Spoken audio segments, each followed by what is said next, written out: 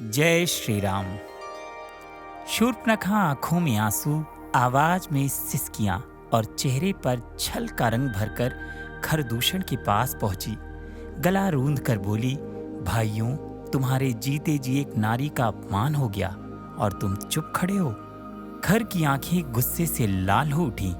दांत भींच कर उसने कहा, जिसने तेरे साथ यह दुस्साहस किया है उसने अपनी मौत को ललकारा है। शूर्पणखा ने आग में घी डालते हुए कहा, राम और लक्ष्मण से इसका बदला लो। मेरे घाव तभी भरेंगे जब उनका रक्त इस धरती पर बहेगा। तुरंत 14 राक्षस हथियारों की गड़गड़ाहट के साथ भगवान श्री राम और लक्ष्मण मुनि पर टूट पड़े। पर दृश्य कुछ और ही था। भगवान श्री राम ने धनुष उठाया और एक ही बाण छोड़ा और 14 राक्षस देखते ही देखते धराशायी हो गए। अब खरदूषण का क्रोध पर्वत से भी भारी हो गया। वो अपनी पूरी सेना के साथ रणभूमि की ओर बढ़ा। उसे विश्वास था कि वह क्षण भर में भगवान श्री राम और लक्ष्मण को प्राण दंड दे देगा, परंतु हुआ कुछ और ही। भगवान श्री राम, लक्ष्मण मुनि और खरदूषण के बीच क्या घटित हुआ, यह आप स्वयं देख लीजिए।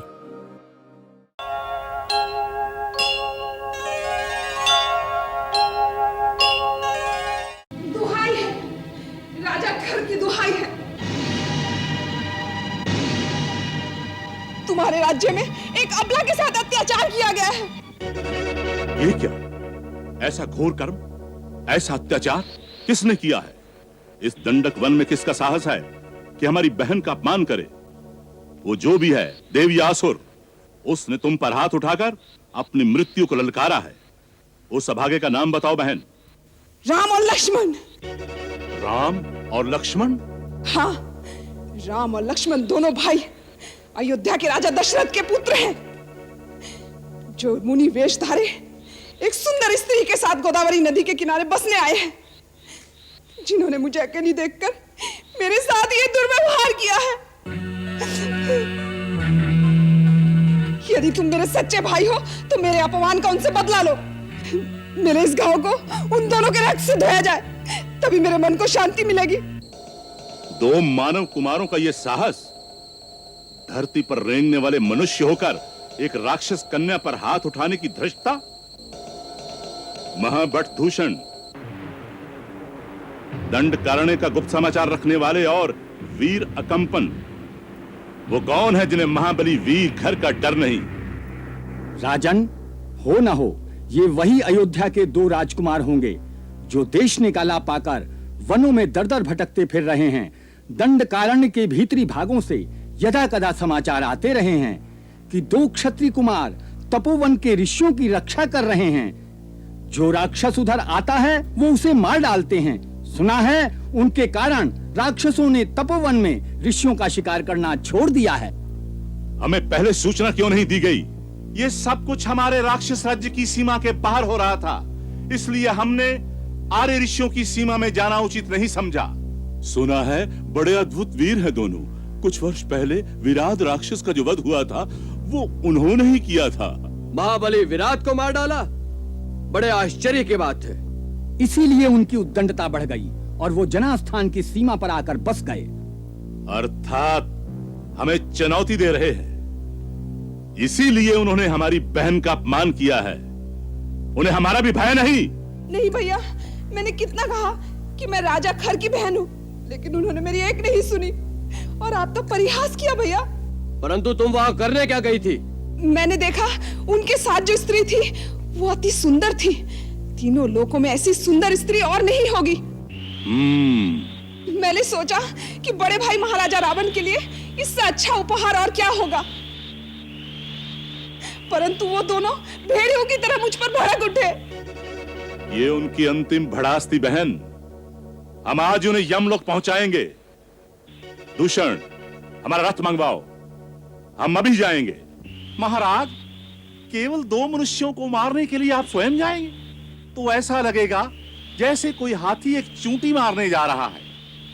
मैं आज ही अपने 14 राक्षसों को भेजकर उन्हें मारकर आपके दरबार में उपस्थित करता हूं। अच्छी बात है कालभट्ट, अपने उन 14 सैनिकों से कहो कि वो पंचवटी की उस कुटिया का तिनका बिखेर दें।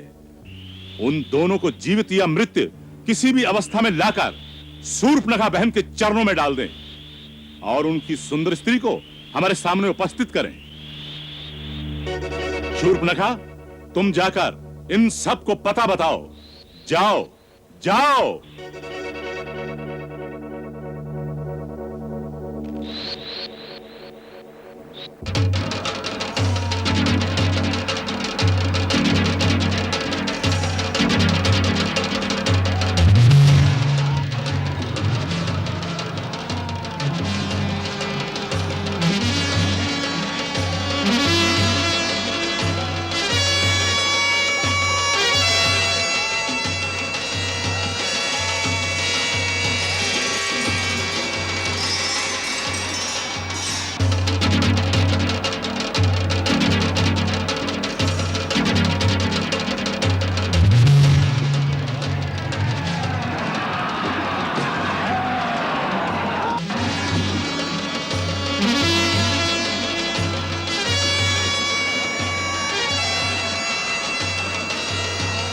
मेरा अनुमान ठीक निकला, वो आ गए।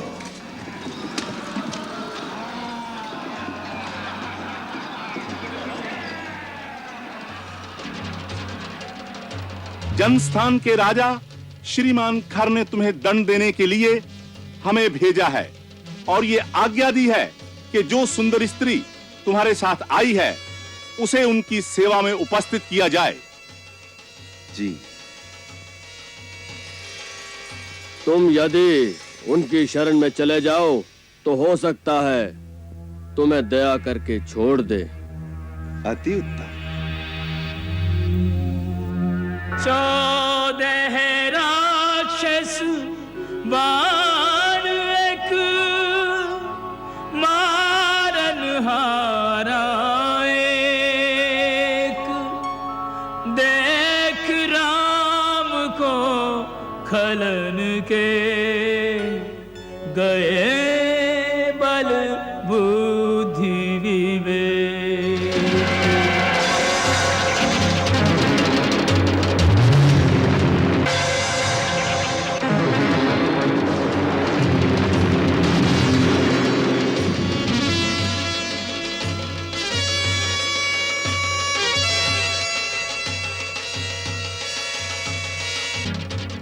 क्या कहा?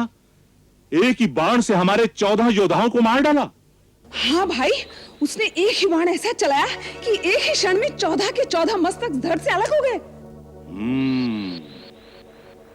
लगता है उसने भी थोड़ी बहुत मायावी विद्या सीख ली है। हमें स्वयं चलना पड़ेगा। दूषण, अपने चुने हुए सैनिकों को तैयार करो, हम स्वयं चलेंगे।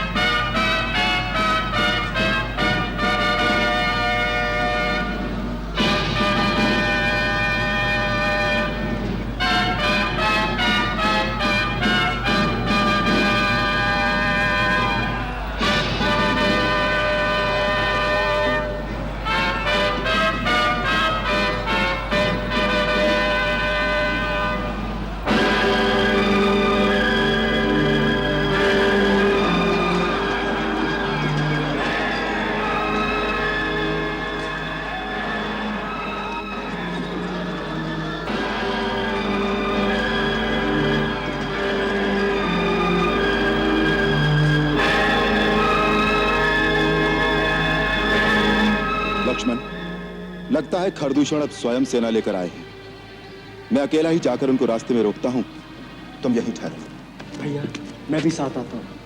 नहीं लक्ष्मण, हम दोनों यदि चले जाएंगे तो वो क्रूर राक्षसी सीता को अकेली पाकर आक्रमण कर देगी। तुम यहीं सजग रहकर सीता की रक्षा करो, मैं अकेले ही उनसे निपट लूंगा। मेरी चिंता मत करो। मुझे आपकी चिंता नहीं भैया, मैं तो ये कह रहा था उनसे मैं अकेला ही निपट सकता हूँ। अवश्य निपट सकते हो, परंतु इस समय तुम यहीं ठहरो।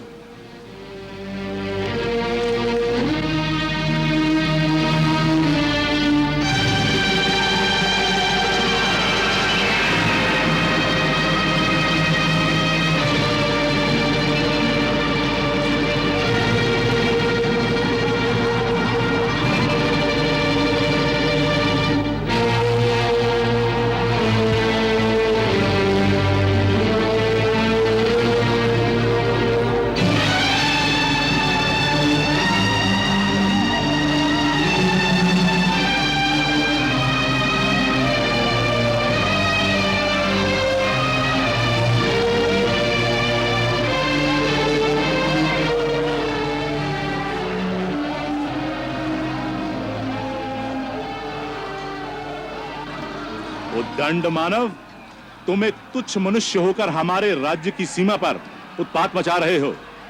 हम तुम्हें प्राण दंड देने आए हैं। ये धनुष बाण वहीं धरती पर रख दो और आगे बढ़कर अपने आप को हमारे हवाले कर दो। अभिमानी राक्षस, ये धनुष बाण हमने ऋषियों की आज्ञा से उठाया है, जिन्हें तुम्हारे राक्षस अकारण ही मार डालते हैं। अब ये बाण तुम्हारा और तुम्हारी सेना का संहार करके ही तुणीर में वापस जाएगा। हम डरकर शत्रु को एक बार भाग जाने का अवसर अवश्य देते हैं, क्योंकि रण में पीठ दिखाकर भागते हुए शत्रु पर हम प्रहार नहीं करते। जब प्राण बचाना चाहो तो अभी समय है। मुझे तुम्हारी मूर्खता पर हंसी आती है। अकेले ही मेरी सेना का और मेरा सामना एक साथ करना चाहते हो? मैं तुम पर दया करके अब तक चुप था, परंतु तुम दया के पात्र नहीं हो। दूषण, अपनी सेना को आज्ञा दो कि इसे जाकर घेर ले। जो आज्ञा। राम, ये सब मायावी और कपट युद्ध करने वाले हैं। इन्हीं के शस्त्र से इनका उत्तर दो। तुम्हारे पास ऋषि विश्वामित्र का दिया हुआ मोहिनी अस्त्र है। इस समय उसका प्रयोग करो, जिससे वे स्वयं उसकी माया से भ्रमित हो जाएं और आपस में लड़ मरे। जो आज्ञा। राम के मानस आए अगस्त ने मोहनी अस्त्र को ध्यान करायो। मोहनी अस्त्र को ध्यान करायो। खरदूषण की सेना पे तब राम ने मोहनी अस्त्र चलायो। राम ने मोहनी अस्त्र चलायो। राम ही राम भय चहुँ ओर, राम ही राम भय चहुँ ओर। जो देखो सो राम को मारन धायो। मरन लगे लड़ शत्रु परस्पर, कोई न राम के सन्मुख आयो। कोई न राम के सन्मुख आयो। कोई न राम के सन्मुख। अरे मूर्खों, ये क्या कर रहे हो? आपस में क्यों लड़ रहे हो? दूषण, ये क्या हो रहा है? भैया, हमारे योद्धा पागल हो गए हैं, आपस में ही लड़ मर रहे हैं।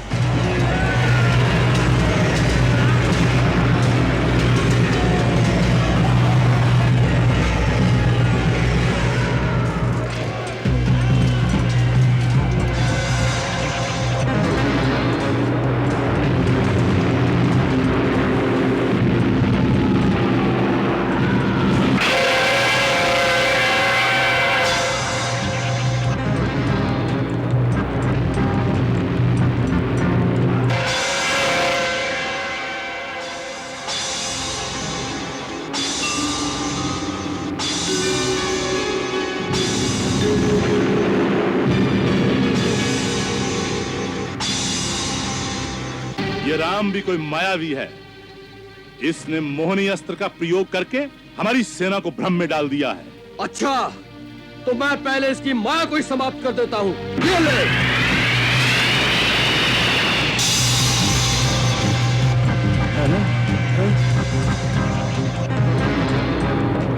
अच्छा, तो बच इससे।